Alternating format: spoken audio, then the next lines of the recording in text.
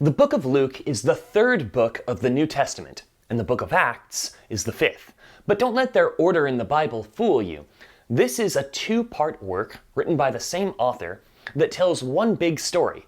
And when we look at the books of Luke and Acts as one work, then it helps us understand how that author wanted Christians to understand Jesus, his story, his message, and what it means to follow him. Now, if you're familiar with the Bible, then you already know that the Bible falls into two very large sections. There's the Old Testament, and that looks at the relationship between God and the Jewish people. And then there's the New Testament, and that tells the story of Jesus, the story of his followers, and then there's a lot of writing around what it means to follow Jesus. So, Luke is the third book of the New Testament. It's one of the Gospels. This is a book that focuses on telling the story of Jesus and his ministry.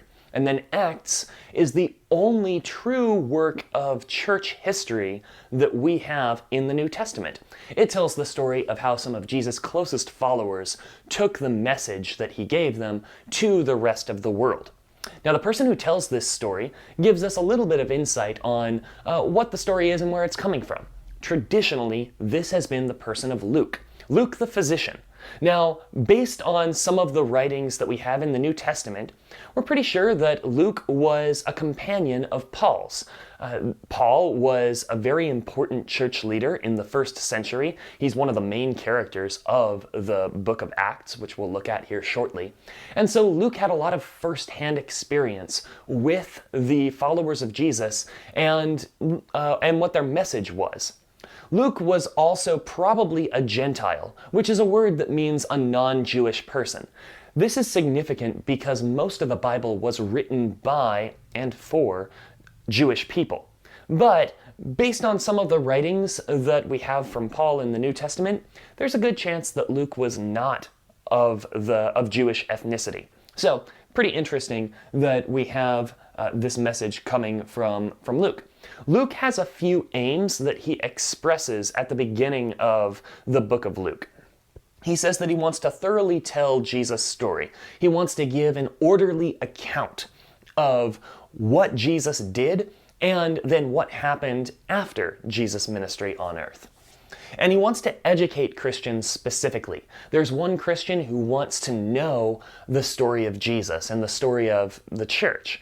And Luke says at the beginning of the book of Luke, I'm going to tell you this story so that you know the things that you've been taught.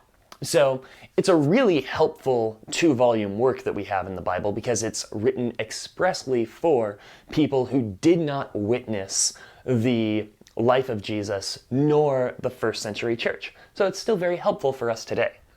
Now, we're going to look at the book of Luke and Acts, or the books of Luke and Acts. And you should know that this is one of the largest sections of the New Testament that we can look at. Luke and Acts together make up about a quarter of our New Testament. Luke is, of all the New Testament writers, the person who contributed the most words to the New Testament. So we're covering a lot of ground here, and we're going to be looking at this from a very high level. So on one side, we have generally Luke's gospel, and then we have the Acts of the Apostles on the other. And the end of Luke and the beginning of Acts link those two together. In fact, there's a little bit of an overlap between those books to link the two stories together. So let's just jump right in. With the Gospel of Luke, we open with a very, very familiar story. It's the story of Jesus' birth. This is the passage that is often read on Christmas Eve in church services, or you may have even heard it on some TV Christmas specials here and there. But it tells the story of Jesus' miraculous, humble, and controversial beginnings. There's right from the get-go this juxtaposition of one person who is told about a coming miraculous birth, and he meets this news with doubt. He's very doubtful. And then there is a woman who is given news of another miraculous birth, Mary, and she believes. And right away we have this contrast in whether or not people will believe. We have faith versus doubt. When Jesus is born, someone says, this is going to be, this is a really good thing, this is good news, but it's also going to divide the people of Israel. And we're going to see that play out in the rest of Luke's work. So yes, it is a miraculous birth. It's a humble birth. He's born and, laid in a manger. But it's also very controversial. This Jesus figure is going to be someone that not everyone feels the same way about. And when you see what his message is, that makes a lot of sense. In the next section of Luke, Luke chapters 4 through the first part of Luke 9, we see Jesus bringing good news to the outcasts, or good news to the poor. He shares this message of how in the kingdom of God, the people who have been excluded by the world's systems are welcomed in, and Jesus coming is very, very good news for them. And of course, this comes much to the chagrin of the people who are in power, both the people who are in governmental power and also the religious powerful people of the day. And so Jesus challenges the powerful, and they're not super stoked about that challenge. In the next section, Luke tells the story of how Jesus is on his way to Jerusalem from Galilee. And on this way, Jesus teaches what it means to follow him in his kingdom. He's already laid out how his kingdom is going to be very, very good for the outcasts and challenging for the rich and powerful. And this is where we get a lot of parables and teachings from Jesus in which he's passing on this mentality to his disciples. It's a very surprising and a paradoxical kingdom versus the way the kingdoms of the world work. This takes place from the second half of Luke 9 up through the first half of Luke 19. And then the Gospel of Luke brings us to that passion narrative. Jesus comes into Jerusalem. He rides in as a king, and he's celebrated. But his people turn on him. One of his followers betrays him to the religious and government authorities of the day. And he is condemned, he's executed, he dies. It's a very, very surprising thing for a king to do. But when you look at how the book of Luke has been written, Jesus is practicing what he preaches. Jesus is not lording his power over the people that he came to serve. No, he dies on their behalf. But it doesn't end there. The book of Luke ends with this great miracle of Jesus rising from the dead. There's an empty tomb. And that's where the book of Luke ends. You have some people seeing the risen Jesus, and people are like, "Wow, this is amazing. Jesus is alive." And the apostles are left in Jerusalem. Now let's stop there for just a second and look at what we've covered. We've seen Jesus show up to the Jewish people, and the Jewish people on the whole rejected him. They put him to death. Then Jesus rises again. He returns. And when he returns, he empowers his followers with his message. And we're going to see in the book of Acts a really, really big boom. Whereas in the book of Luke, Jesus' ministry was mostly in Galilee and on the way down to Jerusalem, we're going to see the ministry of Jesus' followers expand throughout the whole world. And so in the book of Acts, the thing that triggers this event is the coming of the Holy Spirit. Jesus is taken up into heaven. He ascends into heaven. And then later, the Holy Spirit comes down and empowers Jesus' followers to do miracles on his behalf. The followers of Jesus start sharing his message. They openly confront the authorities of their day with the truth about Jesus. And they're serving the poor and the needy in their areas. And so when this happens, the Jewish church grows. It just explodes. There are so many people coming to believe in Jesus, until we reach a point where one of the leaders of that Jewish church, Stephen, is martyred.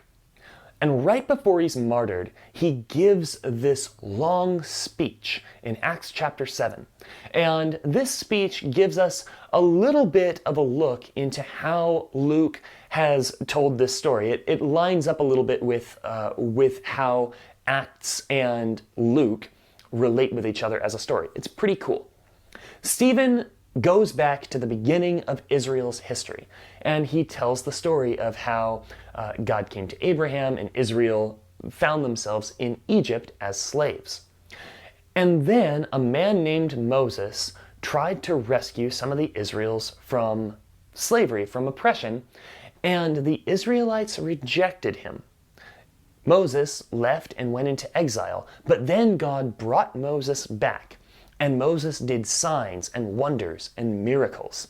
And that second time that Moses came back, the people of Israel were set free from Egypt and went into the wilderness. But still, they had to choose whether or not they were going to follow God through Moses or turn their backs on God. And only a handful of people make it into the promised land out of Egypt, because everyone else did not follow Moses. Stephen sets this up right before he is killed, and it maps to the Luke Acts story. We have in the book of Luke, Jesus comes for the first time, but he's rejected, just like Moses. But then Jesus comes back from the dead and empowers his followers to work miracles on his behalf. And so, like Moses, Jesus has returned in power, facing the Jewish people and the world with a choice. Are they going to follow Jesus or not? This is their chance to follow Jesus. Luke, although he's probably not a Jew, is very well versed in the Old Testament, and he, in telling the story of Luke, has set up Jesus as that perfect prophet. He is that great prophet. In fact, culminating with an ascension in the book of Acts, in which Jesus is just physically taken up into heaven, much like a story about Elijah in the Old Testament. So very, very interesting that Luke is comparing Jesus to Moses, who gave the Jews the Torah, that's the first 5 books of the Old Testament, and also comparing Jesus to the great prophets of old. Now we're into Acts. Stephen has given this speech. It's really helpful for us when it comes to understanding the book of Acts and Luke. Let's see what happens next. So Stephen is killed, and then the church scatters. People have to leave Jerusalem because it's not safe there anymore. Stephen was killed, and some guy named Paul is just going after the church. He's bringing people into prison. Paul approves of Stephen being killed, and he wants to just round up all the Christians and throw them in jail. And then we have 2 really big plot twists in the book of Acts. One, Jesus appears to Paul and calls Paul to serve him. And 2, we have some Gentiles receiving the Holy Spirit and are empowered by the Holy Spirit themselves. This is wild to the Jewish church, because you have a great enemy of the church and then people who are customarily outcasts. Remember Jesus' speech and teachings in the book of Luke. People who were outcasts, who weren't part of that covenant relationship that God had with Israel, now are receiving the Holy Spirit. It's crazy. These 2 things trigger 4 journeys that take up the rest of the book of Acts. Paul goes on 3 missionary journeys, 1, 2, 3, and on each of these journeys, he leaves a city to go and plant churches throughout the Roman Empire and encourage the churches that he's already planted. Then he loops back through Jerusalem. And on the 3rd missionary journey, he comes back to Jerusalem, he's arrested, and he appeals to Caesar. he wants to go to Rome to share his story. And so then we read about Paul's journey to Rome. And the book of Acts ends with Paul being able to share this good news of Jesus freely in Rome. It's a really hopeful, happy ending. We see the story of the good news of Jesus going from opening up with the temple in Jerusalem to now everyone, everywhere who believes in Jesus can experience the Holy Spirit. They are welcome to be part of God's kingdom. And so that is the story that Luke tells through the Gospel of Luke and the Acts of the Apostles. I'm Jeffrey. I hope this video was helpful. If you'd like to see more, I encourage you to subscribe, because then we'll be able to notify you when we make the next cool video like this. Thank you so much for watching.